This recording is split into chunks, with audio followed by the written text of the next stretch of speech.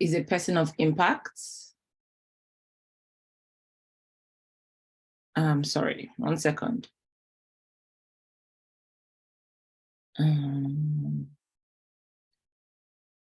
Sorry, my system is just acting. Sorry. Can you see my screen? Not at the moment. Can you confirm if you can see my screen? No, we can't see it. Okay, 1 second, please.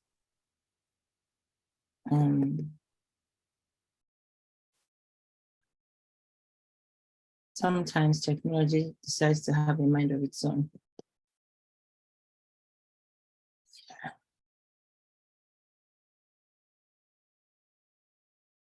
Okay. Yeah, can you see my screen now? Yes, I can. We can see your screen now. Okay, brilliant. So I'll just quickly go to this topic of today, maximizing your impact. And this is going to be very personal, but first off, I want to find out from us what we know impact to be, or what we think maximizing is. So if you can just put that in the chat, and I will just open up my chat so that I can see.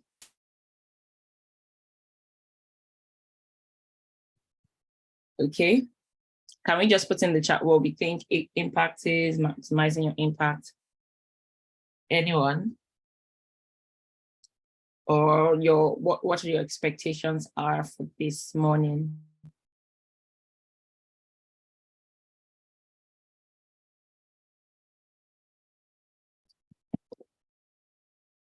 Okay, let me open my chat. Create a strong impression on something or someone. Yep. Thank you, Thomas. Any more?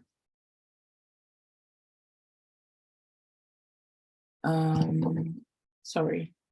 So my technology is not technologying this morning. Just give me 1 second. Let me try to sort that out.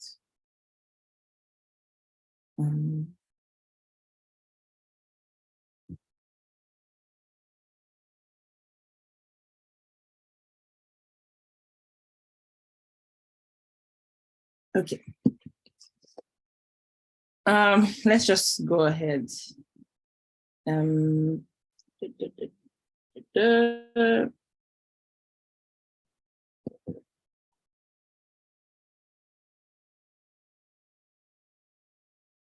Okay, so this is just a brief introduction to myself. I decided to take a personal approach to this, so this is me.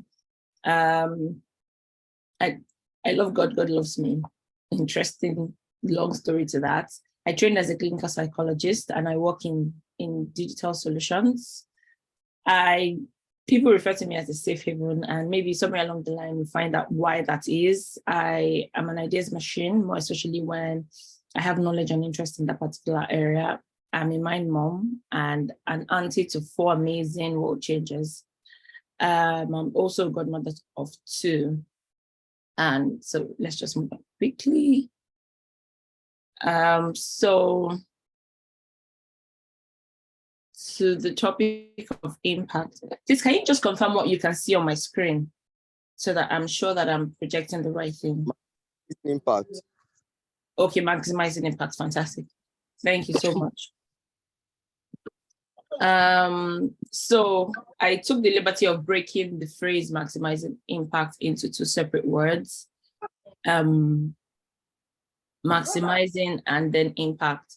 And to maximize is to make the best use of something, whatever it is, money, opportunity, resources, whatever is making the best use of that. Impact is the influence one thing has on another thing. So these 2 definitions here, I got them off Google, but these other 2 are my own personal definition. And impact is the conscious and unconscious effects you have when you interact with people. or the influence you have when you interact with people. And then I brought the two together to say, making the best use of the conscious and unconscious influence you have when you interact with people. I've also put these images here, the salt and the bomb here, to just show and to kind of further explain impact. You know how small a granule of salt is, and you know the effect maybe when you're particularly hungry or something and you try to cook and you forget to put salt in it, you know the effects that has, the absence of that salt has on the food. Or maybe you now, for one reason or another, over salt the food, you know the influence that has, you know. And then a bomb as well, you know, the impact of a bomb, far reaching. And you know, I always try to say to myself, the influence of You know, the impact, he go lie that lie. the impact a bomb has on someone who straps a bomb to themselves and detonates it is different from the influence it has on someone who was miles away when the bomb got detonated. And from my definition, we can say that we have conscious and unconscious. Conscious impact is when you intentionally try to influence people. Like today, I have taken time to prepare these slides, taking time to, you know, prepare for this session. I'm consciously trying to make an influence. Unconscious impact is when you influence people by doing absolutely nothing but be yourself, you know, be be your best self, or just living your life, really. And this is where I would be speaking largely on today, because I believe that to a very, very large extent, this is how I've lived my life. I've gotten messages at randomest times from the randomest of people to say, oh, thank you for just being yourself. And, you know, I had to sit down to introspect, to say, okay, when I was asked to speak about this thing, say, you know what, I would introspect because this topic speaks to me and the way I live my life, introspect, and then speak from my life. So I'm going to be speaking quite personally, and I'll be sharing some personal things, and I'll be telling a lot of stories. So just putting a bit of context to that. So grab your popcorn, your hot or your cold drink, and let's start the journey. Excuse me. So my first story, will be that of myself when I was in primary 5. And I'm sharing this because it's that time of my life was the time that significantly changed me and made me who I am today. So I attended a school that did this thing called double promotion. So you would move from primary 4 to primary 6 if you got a particular score in the double promotion exam. And at that time, I did not get that score. And I took it quite seriously, to be fair. I was heartbroken, I was sad. And I think I wouldn't have felt as bad as I felt if my primary 4 class teacher did not say to me, if I was going to help anybody, it certainly would not be you. And that made me think or see myself as someone who had a problem, or who wasn't good enough, or who did not deserve an extra effort and all of that. But two things happened right after that, you know, shaped my life significantly. Or two people played significant roles. One, my mom, and then my primary 5 class teacher. And I will share what my mom did and said, and I will share what my class teacher did and said. So I recall days after, you know, the results came out and all of that, I recall that I wake up in the middle of the night. I think I must have been 7 at the time, and I would cry. I would cry until I fell asleep. And then on one of such days, and one of the things I would do is I'll bring down the calendar. I really don't know what I was doing with the calendar at the time. I would do that. I'll bring down the calendar and I'll start crying. And one of those is my mom woke up and saw me crying, and she could not believe it. What are you doing awake? Why are you crying? Who beat you? I'm like, oh, I'm so sorry. I failed. I disappointed you. And I went on and on telling her how I was a failure, how I'm sorry, and she's like, what are you sorry for? I'm like, I failed the exam. She's like, okay, I give you my word, you're not going to read primary 6. Oh, on top of that was the fact that nobody in my house, none of my siblings had read primary six. So it was sort of like a family tradition. And I felt like I was going to break that tradition and all of that. And the way I took my mother's words, it was like I took like the word of God. I'm like, my mom has said I'm not going to read primary six. So there's nothing in this life that will make me read primary six. Nothing, you know, and I just forgot about it. And 2 weeks after, I don't know what I must have done that made her come back to say to me, oh, by the way, if you don't make unit position next term, you're going to read primary six. And those words just took my academic life from maybe average to excellent. Like up until I even finished my master's, I had always been within top 3 percentile of my class, you know. And then my primary 5 class teacher did something to me one time where she appointed me the food class captain. Oh yes, one of the things I like to do is to eat. She appointed me the food class captain, and you know, that made me see a sense of worth in myself as a very young girl, a 7-year-old girl. And it wasn't just that she made me the food class captain, it was the fact that she saw how I threw myself into the role and how I was very diligent at everything I did from that young age. And she saw herself as my mentor. She would correct me privately and praise me publicly. She molded me with her words. And I also now recall that when I was in final year, if you went to Unilag here, I was walking from New Hall to FSS. And I remember saying to myself that no man would ever meet me, or no one will ever meet me and not be positively impacted in one way, shape, or form. So, and I realized that is actually what my life has become. No one has ever met me and not, you know, said, oh, I've influenced them in one way or another. And I honestly don't go out every day saying, oh, I'm going to impact people. Although I pray every day that, oh, God, show me who you want me to influence with your love today and help me to do that. So I pray that every day. Yeah. So I'm just going to share some principles that I have introspectively written, and we'll take the conversation on from there. So these are the principles that I would share. I will go into them a bit more in details in the next slide. So my first principle is know yourself and be true to yourself. And one thing I want to speak on here, please just confirm that you can hear me. It's awfully quiet. Yes, I can hear you. Brilliant. Thank you. Know yourself and be true to yourself. And I want to speak to the subject of comfort zone. So when you hear comfort zone, what typically comes to mind? What's the next thing that you would hear most people say when you talk about comfort zone? Anyone wants to share? So I can't open my my chart, so it would be nice if you can actually use the mic.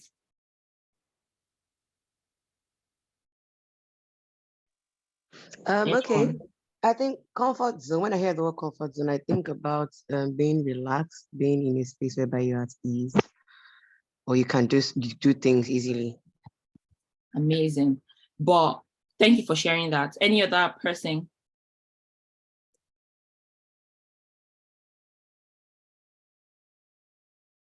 Any other person?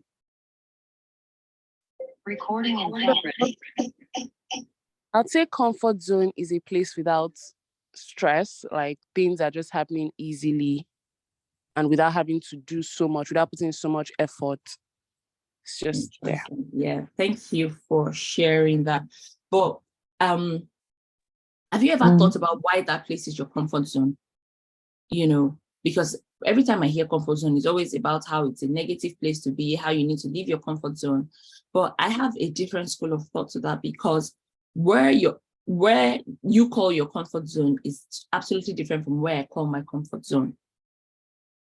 And your comfort zone is supposed to be a place for you to thrive. It's supposed to be a place of your strengths. You know, so I say, don't come out of your comfort zone. Instead, expand your comfort zone. If I came to your comfort zone, I'll probably, like, Banker said she wants to be a chef. I only cook because I have to eat and I want to survive. And I've had the privilege of watching Banker cook. Oh my God, it is an art. I can sit down and watch Banker cook with a popcorn, a box of popcorn and a drink, because she cooks so majestically. It is so beautiful watching her cook, honestly. But I don't do that. I just cook because we have to eat. Do you understand? So I say to yourself, don't come out of your comfort zone. Instead, expand your comfort zone. Take it out of just being a zone to being a country, to being a continent, so that you would function in different dimensions of yourself from that zone. Find out why that zone is your comfort zone and maximize it, make the best use of it. Some people are fantastic with numbers, some people are not. But find out how you can expand that zone such that you are doing multiple things from that zone and you don't feel boxed. The only reason why I feel like, people say come out of your comfort zone is because they haven't, the comfort zone is just this box that we can see. They've not expanded it, they've not improved it, they've not increased it. Do you understand? So I say, don't come out of your comfort zone. Expand it. And a way to do that, or find out what makes that place your comfort zone, is what some of the things that I do. I engage my stakeholders a lot. My stakeholders are my family, my friends, my mentors, my coaches. Yes, I have a mentor and a coach. Yeah, it's very important. I engage them. I send them very random messages. Oh, what do you think my strengths are? What do you think my weaknesses are? If I'm given any opportunity to do anything, I go back. Feedback is the breakfast of champions. I go back to say, oh, how did I perform? How did I do? How did I do? Like, I'm still going to do after this session. I'm still going to ask to say, oh, how did I do in this time? What could I have improved on? Another way you can even get to know yourself is by taking personality tests. I know if you're in Sweet Community, you must have taken that at one time or another, especially if you're engaging in the community. Take personality tests. I take personality tests at least twice every year, and you can monitor yourself, know things that have changed about yourself and things that you need to, work on and improve on. And then I also want to talk about mentorship and coaching, because it's something that I believe in and I do a lot. It's something that makes you see your blind spots, because everyone has blind spots here. But when you have people, God brings people around you to show you those blind spots. And that's what mentoring and coaching does for you. I know SWE has a mentoring initiative. So if you're interested, please reach out to Olamide Textile, or you can also reach out to me as well to be a part of the SWE mentorship. Then you carry a dimension of God in you. If you look at it, God is the God of science, is the God of art, is the God of food, is the God of agriculture, is the God of everything. And he says, just as Christ is, so are we in this world. So we're supposed to be able to function in our different dimensions. Do you understand? Yeah. Please, can you hear me? Yeah. Yes, we can. Yes, we can. Brilliant. Thank you. And for you to be able to know yourself, or know the dimension of Christ or God you are functioning in, you need to engage with God. Engage with God, trusting in the Lord with all your heart, trust in the Lord in every single thing you do. When you know, or when you have answers, trust in the Lord. When you don't know and you don't have answers, trust in the Lord. Trusting in the Lord should be a lifestyle, should be a posture of your heart, should be a position you take with God at every time. Then commune with God. Prayer, meditation, worship. Open up yourself to receive from God. Spend time in the Word. Spend time reading your Bible. Spend time listening to messages. In doing these activities, God will unravel yourself to you, and you begin to see yourself in a different light, or in a more refined light. Vulnerability is a strength. And for the longest time, I used to think that my being vulnerable was my greatest weakness. As a matter of fact, I recall that I had filled it in one of my self-assessments that I am vulnerable and it's my weakness. But, I just want to let you know that being vulnerable is actually a strength. The word courage, it's a Latin word that, and the first part of that word, the cor, the core means heart. And the Latin transcription of the word courage means to speak your truth by telling your heart. And it starts from being compassionate and kind to yourself and to others around you. True connection comes as a result of authenticity. It's very easy to pick when people are not authentic.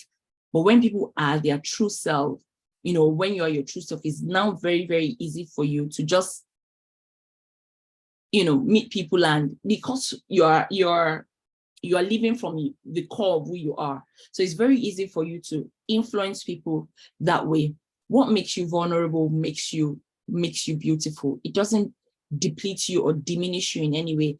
And there are two negative emotions that are kind of tied to vulnerability, which is shame and fear. How can I say I don't know? Or how can I say I'm afraid that people will now start to see me in a different light? But I put it to you that vulnerability is the birthplace for creativity and belongingness. Is the birthplace for true impact. Having people see you, yes, it's more especially for those of us, and I believe everyone in this community is, and everyone on this call is, for those of us that lead in one way, shape, or form. It's very easy for people to see us as people that, we don't have flaws, we don't make mistakes, we don't do any of all those things. But when people see you for your true self, and they know how much you are thriving, how resilient you are building something in them, that you yourself don't know, but by watching you are doing. Yeah. Accept people for exactly the way they are. And this is why I want to talk about Messiah complex, more especially for those of us who are leaders. Everyone here is a leader. So when I say those of us, I'm referring to all of us here. Messiah complex is a state of mind where you feel like, or you believe that it's your responsibility to save or assist people. So when someone comes into your life, you're already scrutinizing, okay, which area of your life are you going to influence or impact, or do they need to change for you because you are assistant Holy Spirit, and all of that. But accepting people for exactly the way they are, it doesn't mean you are approving it, and it doesn't mean you are going to change yourself. It's saying this is this person, okay, this is who you are. And then if they now decide to in and of themselves decide to maybe change or seek your help for something, let that be their prerogative. But don't go around being judgmental and trying to make people change or make people see the world through your view, because your own view is just one view. Your own lens is just one lens. And it's beautiful when you see life through the lens of others, or you see life through the perspective of others. It's very, very beautiful. But if you now look, or you come off being very, very judgmental, it's very easy. That aura is disgusting, to be fair, and it's very, very easy to pick. So accept people for who they are. On the flip side, I've already mentioned, it doesn't mean you are approving it. It doesn't mean that you are now going to allow that thing to change you. Yeah, it's good to also set your boundaries, but it's important, in order to influence people, it's important to accept them for who they are. Let them feel comfortable around you. Be a safe haven. And I think this is why people often refer to me as safe havens. I recall two separate examples here at two separate times. One time when I was 7, I had this senior colleague and friend, and she said to me, one of the things that attracted me to her is the fact that she never judged me for my religion. She never made me feel like I needed to change, or I needed to be better. Did that mean at any point in time I followed her to her place of worship? No. Or did I mean, but we had intellectual conversations about religion, about your faith and what you believe, my faith and what you believe. And it was just for me to want to see life through her perspective, and open up my world as well, for her to see life through my perspective. I think that's very, very important. Then have range. And that's just coming off of the last thing I said. Cast your bread upon many waters. Your perspective is just one perspective. I listen to everyone. I want to learn from everyone. I want to know how you see life, because I understand that my life is a life of influence. And in doing that, it's opening up myself to saying, oh, why do you believe what you believe? Why do you do what you do? I'm not trying to say it's good or bad. It's what you do, and it's you have a right to do in that, yeah. But why do you do that? Read, open up yourself to knowledge, read as much as you can, expose your mind as much as you can, because then and only then will you be able to speak to different topics and different issues. Then and only then will you be versatile, yeah. And then nothing short of excellence. Like we all know who this person is, and we all know that he exemplifies the life of excellence. As a matter of honesty, this is actually his quote and mantra. But there are two people in my life that when I think about excellence, they come to mind. One is Ogabayo, and one is my brother-in-law. His name is Uche. And I want to share a story that Uche shared with me some time ago about excellence. And first thing I want to say about that before I share that story is that excellence is not just in the action or the things you do or how good they look or how good they don't look, but excellence is a posture of the heart. Excellence is a mindset. So sometimes your output would not reflect your mindset, but the more you believe that you are a person of excellence, the more you find that you are willing to put in the work to deliver excellent results, the more you find out that you are willing to engage with people that will show you how to be excellent. I'm still coming back to share my brother-in-law story, and he told me about a time in his life where excellence seemed like something that was far-reaching to him. He would write exams, he would not fail, but he would not pass as much as he wanted to pass. Do you understand? And I think he came up from one day where he was reading the Bible, and then he saw a scripture about being excellent, and he just held on to it, and he was confessing it and confessing it and confessing it until his reality matched up with the words of his mouth about him being excellent. So it's very, very important that you don't see excellence as just the output, what you do, but excellence is a posture of the heart. It's a mindset, it's a belief system. I am an excellent person. I do everything excellently. And it's also very important that we confess. Or one of the things I did not mention when I was talking about the dimension of God is in engaging with God, we need to pray, we need to confess, and everything still dovetails into this as well. Making the word of God your reality, such that a time will come when your physical reality would not match up to the words that you speak. And then I want to share this story. I call it my agile story. And one of the reasons why I'm sharing is because Ogabayo had asked that I speak to this topic, or I share this story. And it's a story about my career. And as we go on, I want you to just listen closely to pick out the principles in that story and the lessons from that story. So I studied psychology in my undergrad, and I'd always wanted to be a clinical psychologist, or I believe that I wanted to be a clinical psychologist. So I tried in Nigeria to get an opportunity to work and to gain more experience as a clinical psychologist, but none presented itself to me. So I got a job in a bank, and I told myself, oh, you're going to go abroad to do, it seems like there are no opportunities in Nigeria for you, or maybe there are, but they haven't presented themselves to you, even though you are, trying to go after them.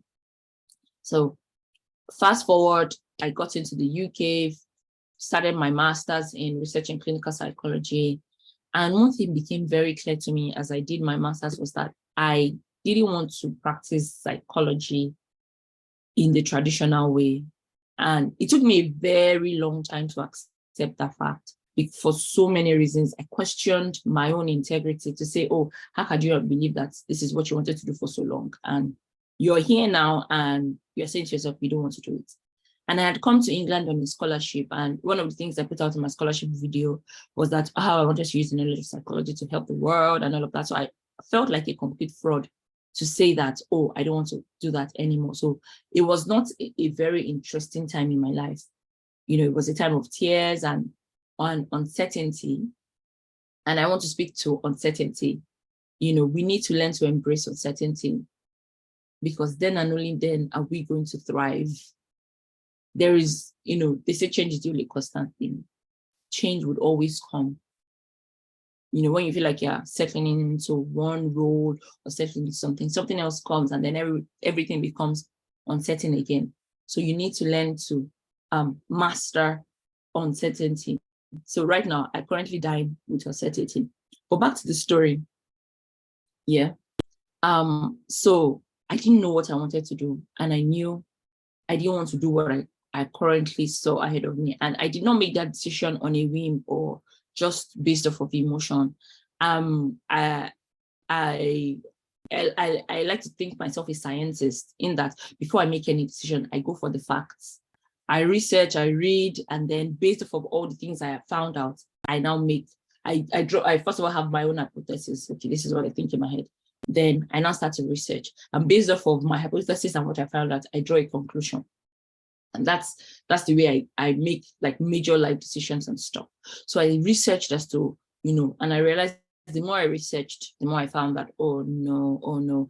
I still practice my psychology. I still speak to people. I still counsel people, you know, but in that professional light, I didn't see myself as something that I wanted to do. Yeah.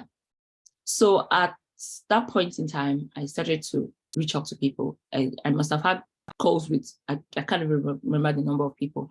I was talking to everybody I knew could help me with an answer as to me not wanting to do what I always believed I wanted to do, or what I think is the right path to go. And, you know, there's always that God factor. And my God factor in this story was the fact that I came into an organization. I had applied for a conference on a whim. A friend just said, oh, this conference is happening. I think it will suit you, blah, blah, blah. And I just applied. And I got into that conference. And what that did to me was it put me in a room with industry leaders in England, C-suite executives in England, people that served the monarchy. And because I was in a confused state, I just kept asking all of them, everyone that cared to listen, please, did you always know what you wanted to do in life? Did you always have it all figured out? And, you know, the responses I got from them, I remember I spoke with Sir Kenneth Olisa. Sir Kenneth Olisa is the Lord Lieutenant of in London. And he said to me, and more like every other person said to me, is that I never knew, like I never had a plan. I never had everything figured out. You know, it was just me taking one step at a time, taking a chance on opportunities as they presented themselves. It was, some of them said to me, oh, it was my boss that just took a chance on me and said, oh, I think you'll be great at this. And the first thing that did to me was made me see that I was a good company. And I dare say, if you are ever in a position where you do not know and you are genuinely confused, you're in a good place, because that is a recipe for success. You are open to God to show you his will for you. You're open to taking counsel, you're open to research. And that was where it was speaking to them that made me realize, oh my God, I'm actually in a good place, not knowing, because they all shared the point where they got to where they did not have a clue as to what they were doing or what they were going to do. And they just, you know, they just took it, they took each day at a time, and they took a chance on opportunities as it presented themselves. So what I did on the back of that was to, I now sat down introspectively. I found some areas that if I found a job or I found a career or something in those three areas, I would be happy. And I started applying heavily. Like, my goodness, I must have done nothing less than 90 applications. Like, I kept applying. The rejections were coming in by the day. I recall a day I got 5 rejections, at a time. It was a mentally draining and exhausting time. But, looking back at the exercise I did there and then, it has made me, whatever comes, I know that I have what it is in me to build something amazing out of nothing, And then when the opportunity for me to come into technology presented itself, because I had done a lot of research, I had known that, okay, it's not so much about the course I study or so much, it's about me, myself. I took that opportunity, and I dare say it so far has been one of the best opportunities, because I'm now in a space. It started out, okay, not being exciting, because of course I had to learn, and I wasn't afraid to start again. I think that's another thing I should mention. I wasn't afraid to start again. I'm not afraid of failure. I am not afraid of failure. Do I want to fail?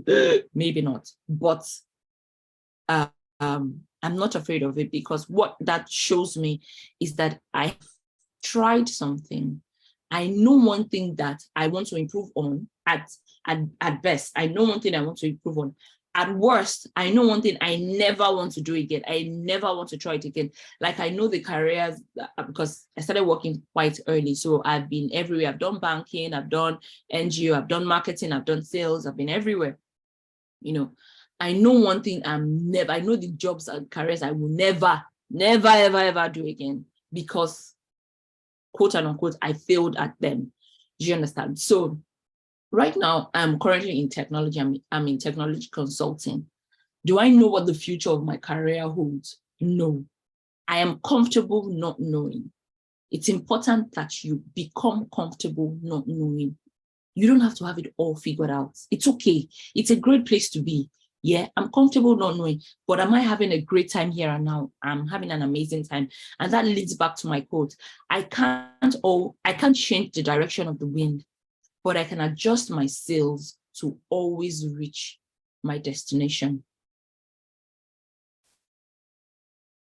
Thank you. I'm happy to take questions now.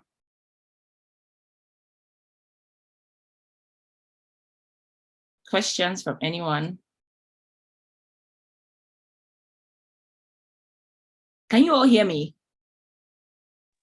Yes, we can. We can. Loud and clear. Quiet. Loud and clear. It was impactful. Thank you so much. It's so quiet. Okay, any questions? And if you don't have questions, can you pop in the chat what you learned, one thing that you have learned? I need to stop sharing my screen. Can you pop in the chat one thing that you have learned from everything that has been shared today?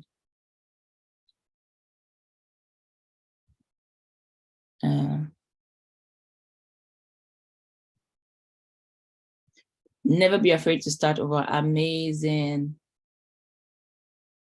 I'm trying to read the chat. It was quite personal. Okay, the chat is coming in. Excellence is a state of heart. It is a mindset. Brilliant. Don't come out of your comfort zone. Expand it. Brilliant. Maximize your comfort zone. Oluwaseun says, I've learned that it's okay not to know everything right now. Amazing. Then Yemidale says, don't come out of your comfort zone. Expand it. Absolutely. Absolutely. Success says it was personal and it prompted me to really look within.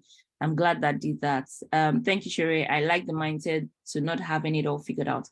Amazing. Thank you, Mama Kate. Let me go further up. Eunice, never be afraid to start over. Amazing. Thank you for sharing your story, Sheree.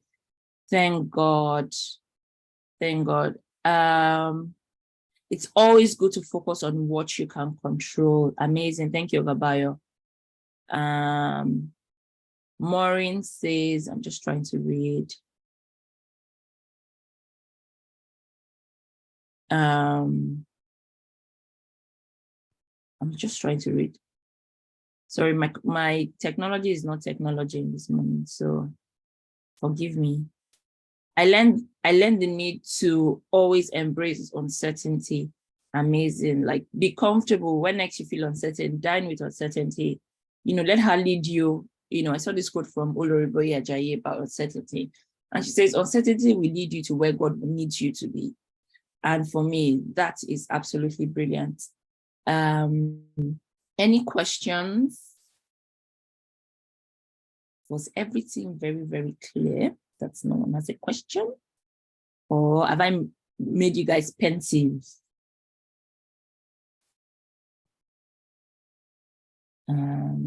Okay, no question. I will hand over back to Olamide now. Thank you so much for this opportunity. Success within. Thank you, Ogabayo. Thank you, everyone, for listening. I don't take this for granted. I love you all. Wow, Olushere, that was amazing. Like, I was glued to my phone, listening all through. And one thing that I really liked that you did was you made this a personal story. You didn't just come to give us principles and, leave us to figure it out. You came with actual stories of points where you were uncertain, of points where, you were in your comfort zone, you realized your strength. So I love that. I love that perspective. I think that was the major thing for me. Your comfort zone is not a negative place. Sometimes that is where your strength lies. And all you need to do is maximize it and expand your comfort zone. That's a life-changing mindset. And I'm sure everybody here took something impactful away.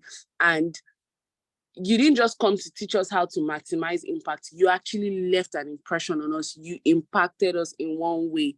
And I'm truly grateful for that. Thank you so much for agreeing to do this. Thank you. Thank you for sharing your gift to the world. I mean, this is Olushere's first time on Breakfast Meeting, and I'm sure everyone here wants you back, if possible, next month. I mean, that was really, really interesting. So we've come to the end of today's Breakfast Meeting. Thank you, everyone, for joining in. Thank you for staying glued to the end. It was fantastic to have you around. Our monthly breakfast meeting holds every third Saturday of the month. We usually have it physical, but for now we are virtual. So we'd love to see you again next month on Zoom. Same way you registered, you would have to register again, just so we have your database and we can always follow up with you. So thank you, everyone. Success Within International loves you, and we look forward to your growth. Have a nice day. Bye. Thank you very much, Olamide. Bye, everyone. Bye. Thank you. Bye. I love SWI too. We love you too. Bye. Please, let's know the way. Who are the way? Please identify yourselves. SWI. Okay, bye. Don't be a. Okay.